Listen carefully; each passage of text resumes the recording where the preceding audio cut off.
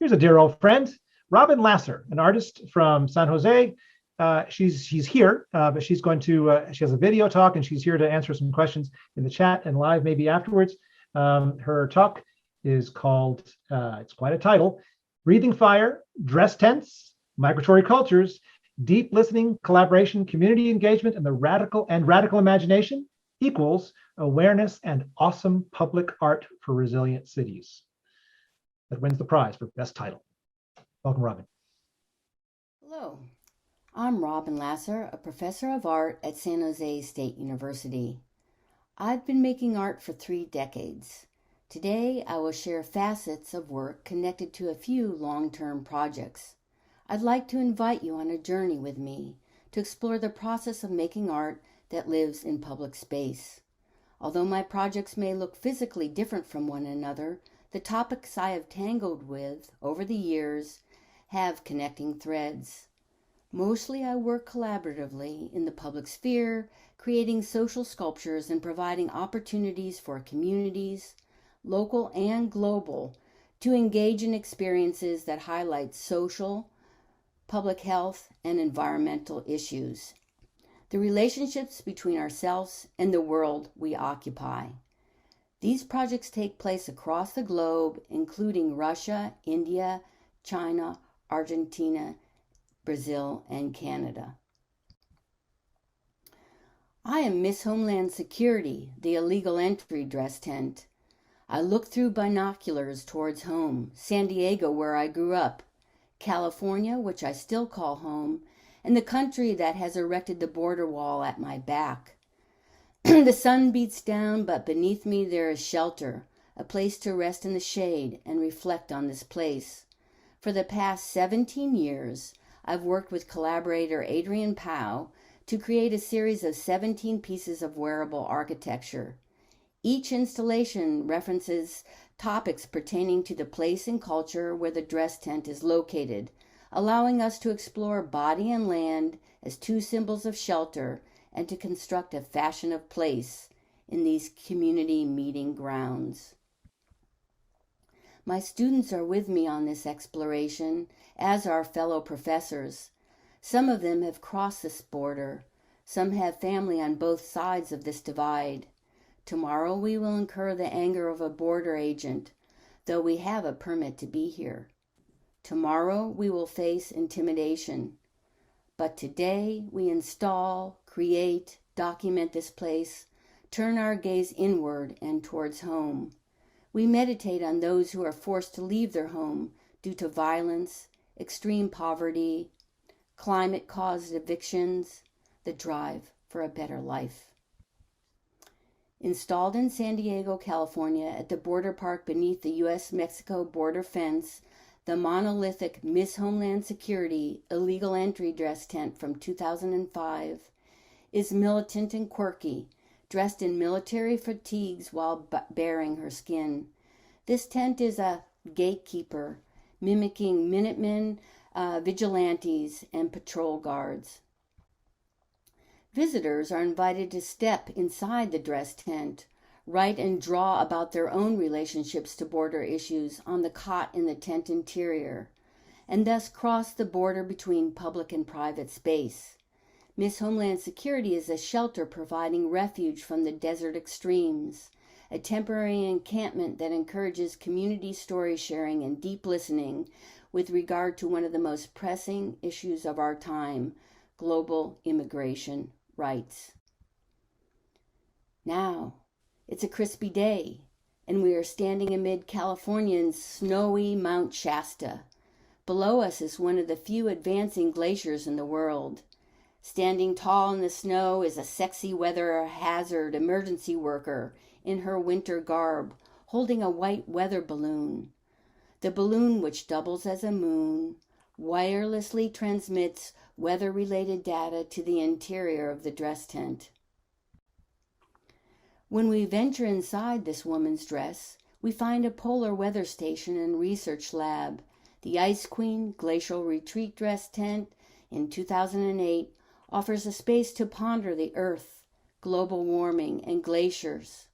A chorus of crickets varies their tune in direct relationship to the climatic changes that have occurred across the globe from the Industrial Revolution to the present. This is the sari dress tent installed in front of the City Hall in San Francisco last year.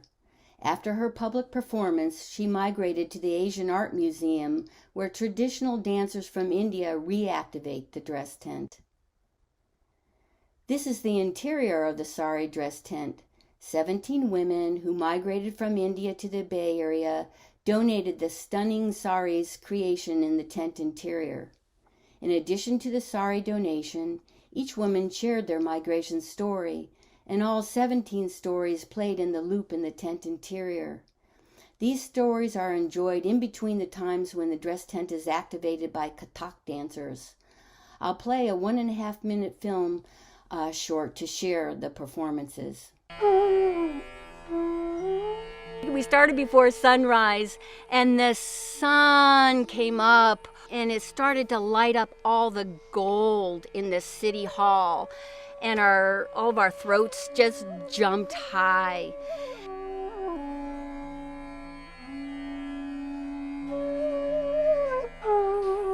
And we also thought, how amazing is it to get to shoot a photo in front of City Hall? So here it is, the sari dress tent. It's about to start. The dancers are about to activate the dress, so let's take a look.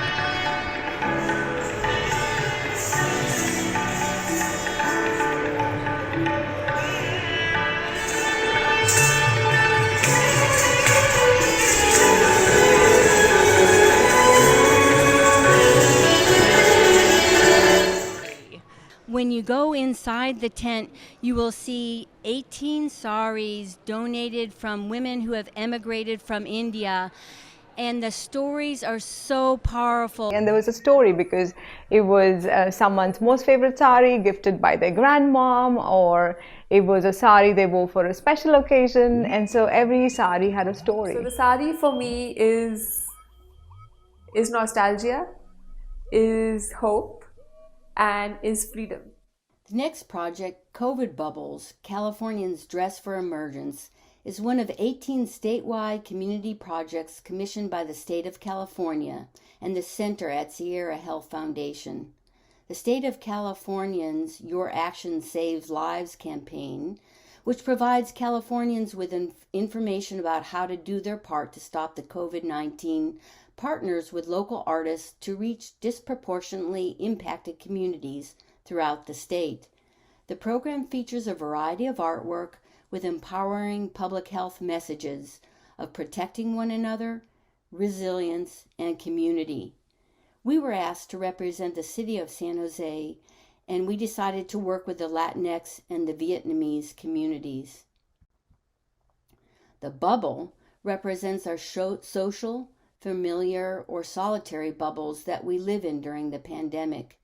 These public art installations, activated by Vietnamese and Latinx community members, are meant to empower San Jose communities impacted by the pandemic. Messages such as "Vaccinated, no more loneliness" are written in Vietnamese, Spanish, and English onto either silk lanterns or a papel picado.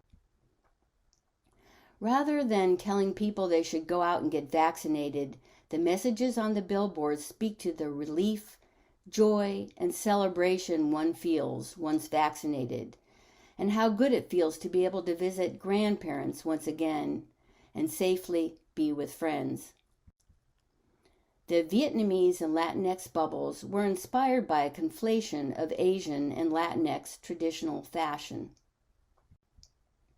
The spirit of the work is intended to provide a sense of magic, to uplift and imagine a hopeful future as we emerge from our solitary bubbles.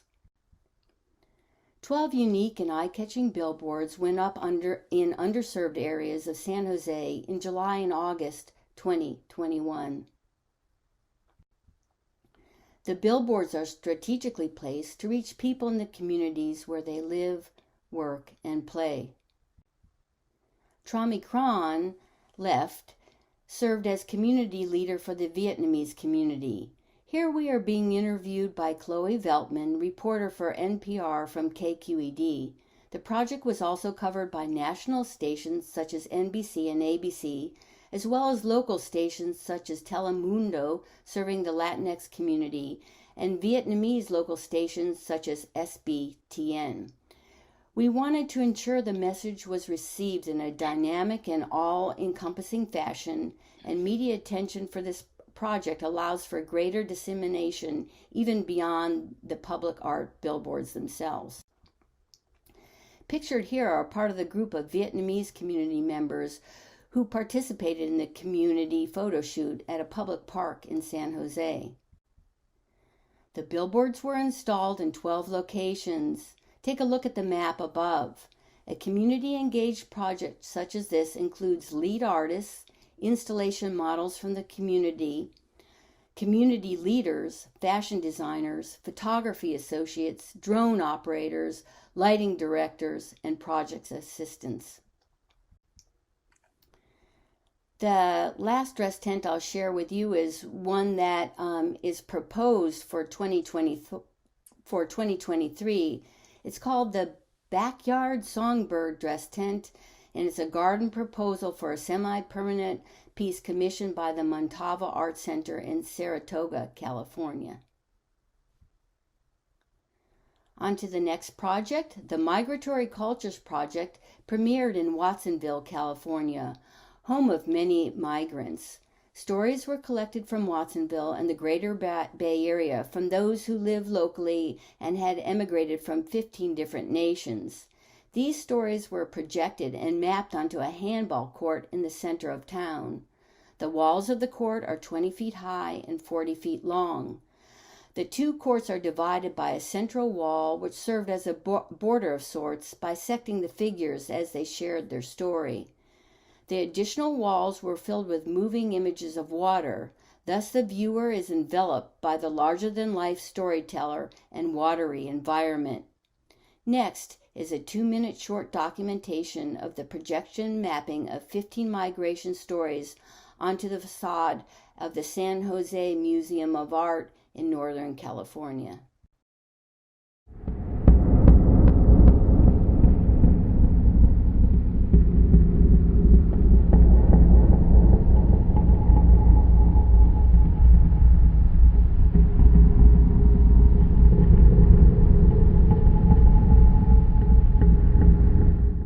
I look back and I see just what I've inherited and what I'm leaving behind.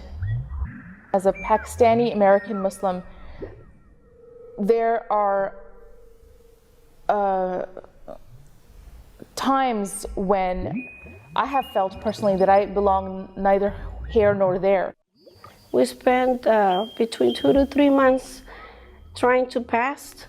We went through a lot of struggles, and I felt like we were all gonna die because it was just like there were so many people in the track.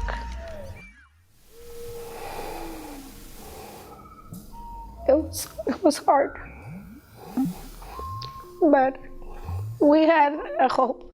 When I'm living in Ethiopia, America was this kind of this ideal place. It's this place where, life was great, and it's just kind of this utopian place. But I didn't realize I was Black until I came to America. Breathing fire, the voices of those left standing.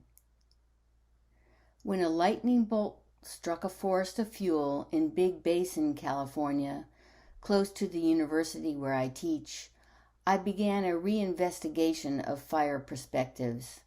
This new and ongoing series combines fiction with reality, recognizing that wildfires are forever here in the native now in California. While reading the postcard text, I will share an audio piece of the sublime tree song I recorded in the landscape pictured here. The ecoacoustics reveal the voices of the trees still standing, a biodata sonification and record of their breathing, eating, and thirst. Wish you were here. She was stunning, and she gifted us all the magic we'd need. The beaches, the mountains, ancient trees. Why live anywhere else? The orange dystopian sky colored our breath on September 9th, 2020. Our state of being was smoked and has been so for quite a while. Yours forever, fire.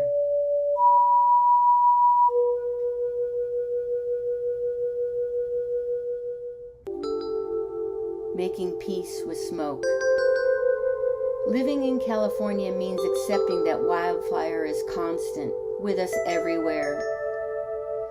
Fire is a natural part of California's cycle. Indigenous Californians knew how to live with the ecology and created controlled burns to maintain the health of the landscape. We logged and removed the biggest, most fire-resistant old growth that burn in a moment but take centuries to grow. People move deeper into the wildland-urban sphere, seeking affordable serenity while discovering the sometimes fatal intersection of nature and culture nestled among the fuel, seeking the voices of those left standing. Forever, fire. This imagery is shot with a thermal infrared camera which records heat. The recorded temperatures are relational, meaning the warmest segments in the scene are designated in warm colors.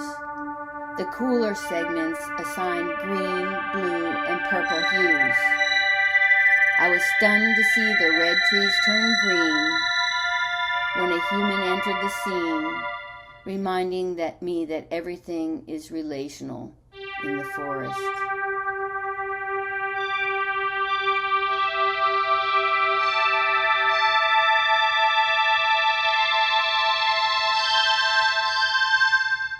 I assume the role of the arsonist. I take responsibility for being an integral part of the Anthropocene, of being among the culprits who create the current geologic age, viewed as the period during which human activity has been the dominant influence on climate and the environment. Within the hidden life of dying trees, she stroked the owl's head. Yellow round eyes wide open, crowned by a feathered horn. Wind lightly touching the outer down, fluttering, pulsating, animating the mounted creature, the legendary lightning bolt of lore.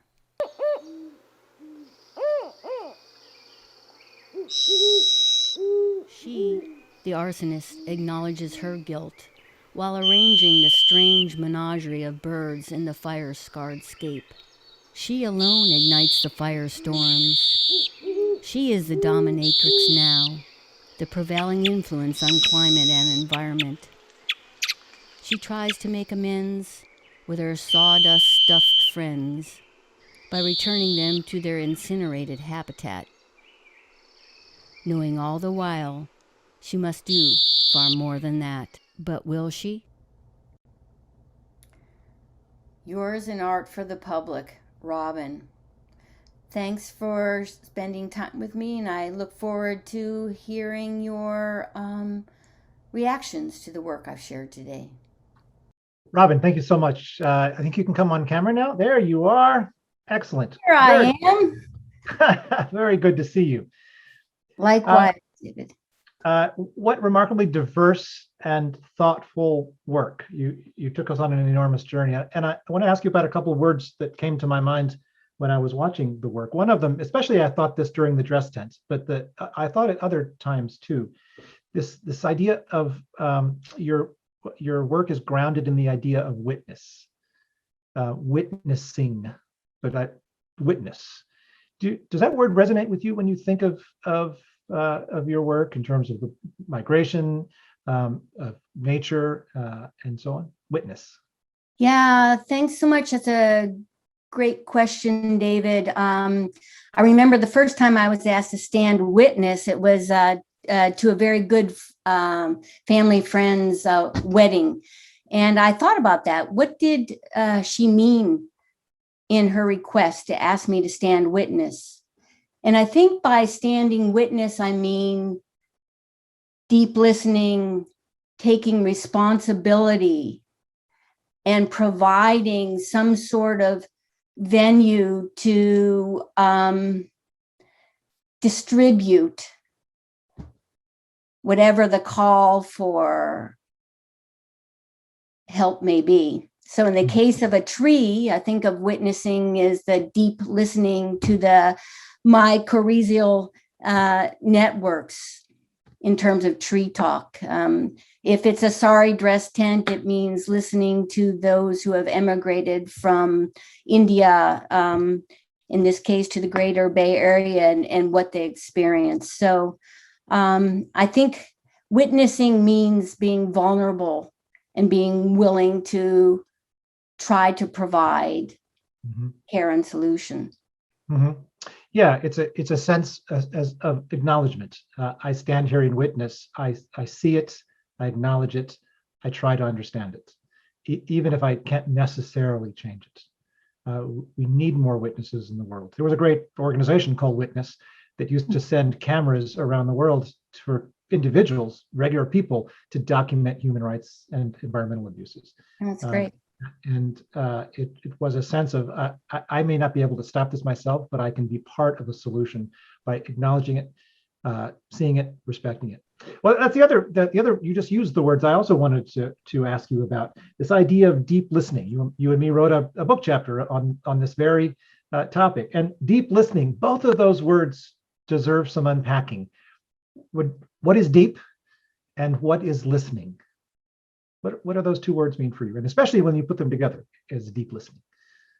Well, I think there's something about truly hearing when you listen. And by hearing, I mean there's a sense of empathic exchange and an act of trying to not overlay one's own baggage, cultural history on what you're listening to. Yeah, I think you make an important distinction there. A lot of times people don't listen at all, right? And even there's even beyond listening, we want to make a distinction between listening and hearing, and then maybe beyond even hearing, comprehending. But we've got to take those things one step at a time. And you could even think of those things. I loved the piece where we're watching people's stories outside in public, on the outside of the museum. They weren't buried in the museum. They weren't somewhere hard to see. Everybody walking past would maybe confronted is the wrong words, but they would experience those stories. And so what is listening? It is ideally coming to some comprehension. And then how do you put those two things together? What would deep listening be? I think deep listening, in the way I think about it, means first of all, providing public space for public expression, so that deep listening is taken on by the responsibility of the community surrounding the arena where these events can take place. I was so struck with everybody's panels today, but which, by the way, I've really, really enjoyed this afternoon, like with the trees, motivating people in the community to basically take responsibility for the health and welfare of that tree. And I, for one, have always enjoyed working in public space, again, because I think that public space is there for public expression. Yeah. I think you have some takers on your backyard bird project, and I wanted to ask then this specifically: when we're listening to something in a language utterly foreign to us, how do we practice deep listening? I remember going to Catholic Mass, and it was all kind of really boring in English, but to listen to it in Latin or Spanish or French or something else, it was mystical. I didn't know exactly what they were saying, but I didn't know what they were saying exactly, but there was a mystical quality to it. It seems similar to the idea of deep listening around nature. How do we deep listen to nature? Well, I can tell you how I physically and scientifically deep listen to nature. Like what I do is I put sensors on the leaves, and I put another sensor to ground the circuit by the root. And what happens is when the tree is not eating, drinking, or breathing, at that moment, there's a resting silence in the sound that's transmitted. And then in certain times of the day, when the sun is out and it's still early in the morning and the waters are going from the grounds up to the canopies, and then in reverse, there's this incredible, beautiful song that arrives. And the first time I was able to translate that song by assigning a tone and an instrument to those electric pulses, I was so struck. I was so struck by the differences of attitudes between the trees. Like in the scardscape, the sounds that were emitted almost felt like a dirge to me. And then a year and a half later, going back to that same landscape where there's a resilience and growth, that song shifted. And it took my breath away. It's emotional. Yeah. Robin Lasser, thanks so much for being here with us. It's remarkable work, thoughtful, provocative. This whole idea of deep listening is one we should all take away with us as we go to bed and we get up in the morning every day. Think about the idea of deep listening and also witness. Thanks so much.